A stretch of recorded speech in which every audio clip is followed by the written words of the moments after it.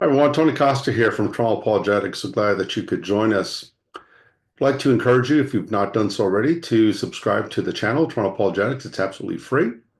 And also to like the video and to share the video as well.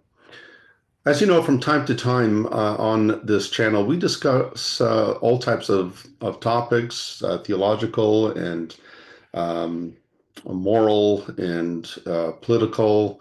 So Toronto Apologetics is an apologetics ministry that is geared towards defending the Christian faith in the midst of an unbelieving world. And that sometimes involves the world of politics.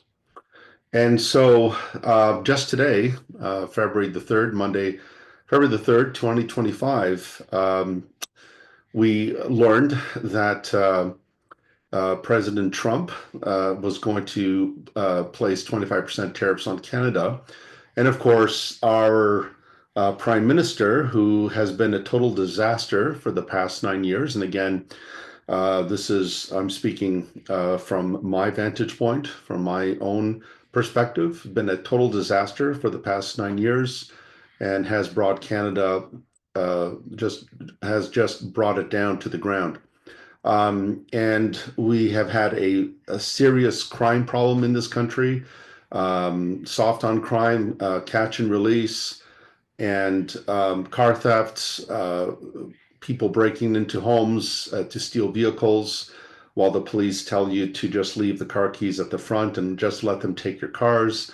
Don't fight them. They have guns. Of course, criminals have guns, but law-abiding citizens cannot have guns to defend themselves. And just the way we have seen Canada morally decline, the sanctity of life has been undermined severely.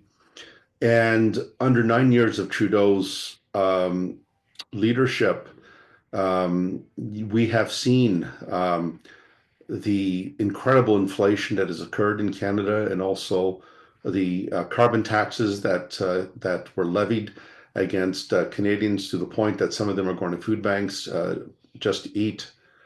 And of course, who can forget the trucker convoy in Ottawa several years ago, when this Prime Minister enforced the Emergencies Act.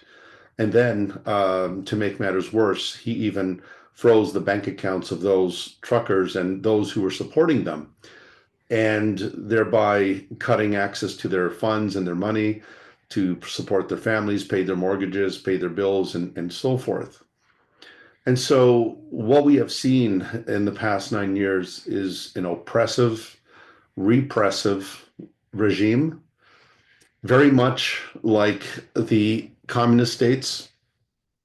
It's no surprise that Justin Trudeau remarked that he admires the dictatorial government of China. And that's not surprising, because he runs Canada and has run Canada on those premises. And of course, his fawning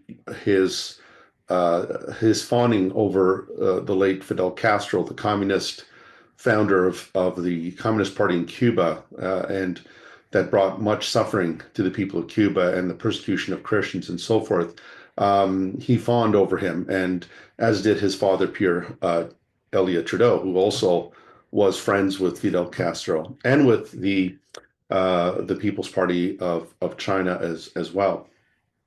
And so what we have seen today is President Trump basically forced Trudeau to kneel in a metaphorical sense, obviously, and to agree to protect the border, secure the border, to put a fentanyl czar, to stop the shipment of fentanyl into Canada from China, and also to secure the border. So it took a foreign leader, namely the President of the United States, to force the Canadian Prime Minister to do his job, to protect his people and to protect the border. And it seems, whatever your view is on Trump, this is not a debate about whether Trump is the greatest man in the world. That's not the point here. The point is that the President of the United States seemed to care more about Canadian border security than our own Prime Minister. And again, the crime rates in Canada have gone through the roof.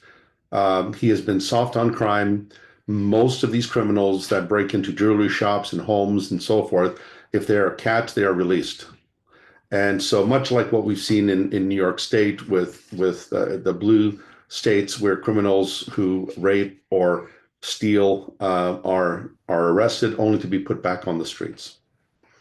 Now, that is a federal issue, of course, that I've been talking about. I wanted to talk specifically today on the municipal level of Toronto.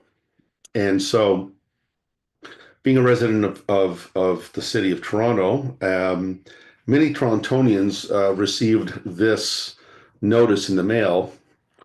A home should be lived in. Reminder, let us know if your home is vacant or occupied. The deadline is April 30th, 2025. More homes will be available as the City of Toronto encourages owners of vacant residential properties to sell them or rent them out.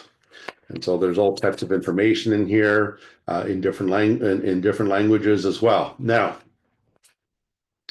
this, of course, was approved by the Municipal City Hall in Toronto. And we have a mayor in Toronto by the name of Olivia Chow, who politically I have serious reservations about and disagreements. She is a socialist. She's an advocate of woke ideology and woke thinking. And being a socialist as she is, I thought that the most appropriate term, I refer to her as Chairman Chow. Chairman Chow.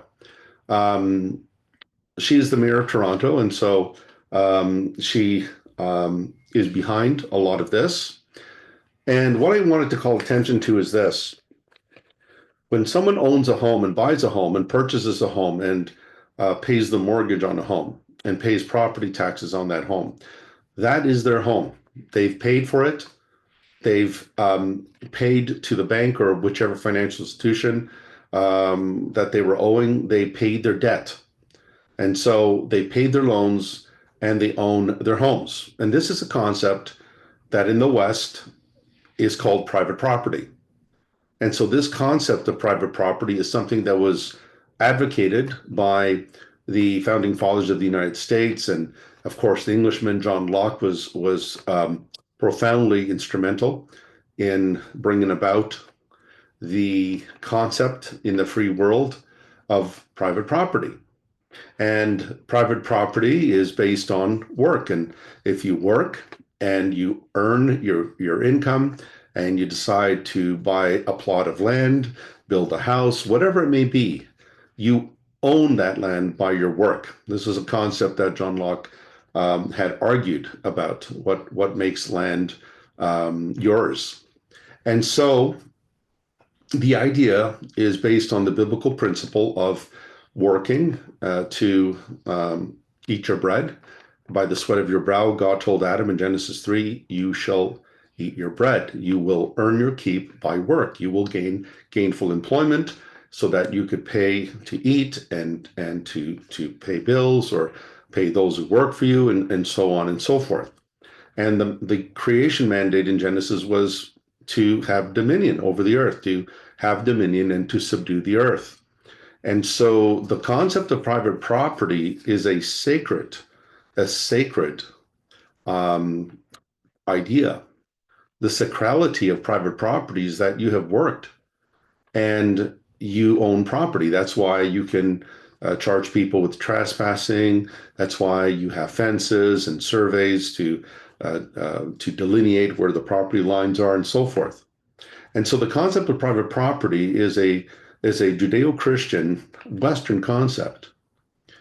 But when you have things like this in a supposedly democratic country like Canada, which, as I said, the past 9 years, it certainly doesn't feel like that. It feels like a very oppressive, repressive government that we have seen. When you get notes like this, where the government, the municipal government, is telling you, we want to know if your home is vacant or occupied.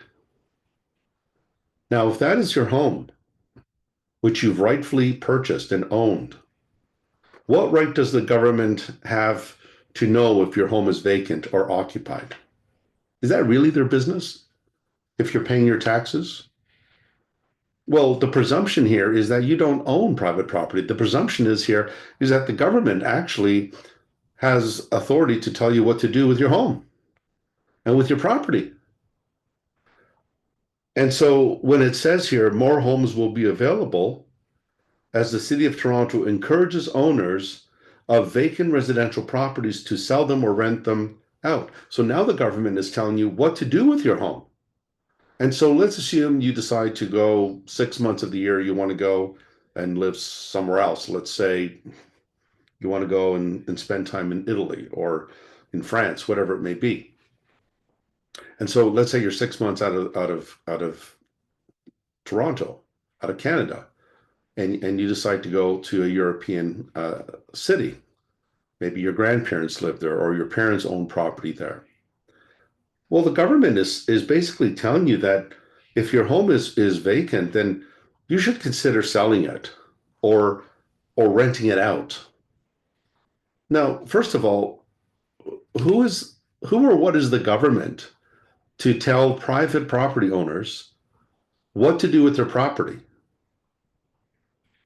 Do we tell the government how to administer their affairs? Well, it's supposed to be a democratic society, but in actual fact, it's not. The government just does whatever it does, and it's not accountable to anyone. That's why they get away with all these scandals. And so, what right has the government to interfere into your private property and to give you dictates about what you should do with your property? If it is your property that you rightfully own and the deed of that home is in your name and your name of your spouse, the government has no right intruding into your private property to find out whether or not you're in your house or you're not in your house. And if you're not in your house, well, then you should consider renting it out. Says who? Who is the government to tell you what to do with your own private property? Well, there's one form of government that believes they own your property. There's a form of government that believes that you don't have private property, that all property is the property of the government, of the state. And the only governments that believe this are communist governments, dictatorships. In communist North Korea or China, whatever it may be, you don't own any property. What you have belongs to the government. And the government will tell you what to do and what to do on your property. That is what this sounds like. In fact, I dare to say that is exactly what this is. The government presuming that they own your property and they tell you what you can and cannot do with your property. And so, how did we get here? Well, we got here because we have forgotten our God. We have forgotten the rock that birthed us. We have forgotten that God is the moral, supreme lawgiver who made humans in his image and therefore infuses meaning and integrity and dignity and purpose into every human being, from the womb to the tomb. And yet, what does the government attack and kill? Those in the womb and those who are near death. And so, and not to mention the MAID program that Canada has, MAID standing for medical assistance in dying, physician-assisted suicide, where they can just get rid of you if you don't want to live anymore. This is not a government that cares about the sanctity of life. It's all about power over truth. They don't care about truth. All they care about is power, raw power. And absolute power corrupts absolutely.